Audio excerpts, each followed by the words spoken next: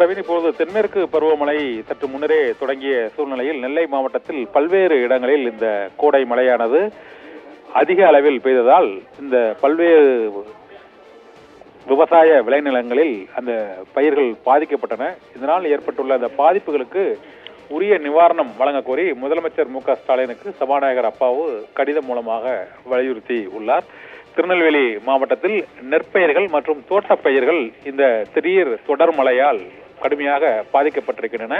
பருத்தி விவசாயம் மற்றும் நெற்பயிர்கள் ஆகியவையும் இந்த மழையால் பல்வேறு இடங்களில் பாதிக்கப்பட்டு விவசாயிகள் மேலும் ஒரு இழப்பை சந்தித்திருக்கிறார்கள். கடந்த சில மாதங்களுக்கு முன் அங்கு கனமழை ஏற்பட்டு மழை வெள்ளத்தால் கடுமையான பாதிப்பு நெல்லை, தூத்துக்குடி மாவட்டங்களில் ஏற்பட்ட சூழ்நிலையில் விவசாயத்தில் அடுத்த கட்ட பயிர் வைக்கும் சூழ்நிலை உருவான நிலையில் இத்தகைய பாதிப்பு மீண்டும் அவர்களுக்கு மழையால் ஏற்பட்டிருக்கிறது. இதனால் உரிய கணக்கெடுப்பு நடத்தி உரிய இழப்பீடு நிவாரணம் வழங்க கோரி சபாநாயகர் அப்பாவு முதலமைச்சருக்கு கடிதம் மூலமாக வலியுறுத்தி இருக்கிறார்.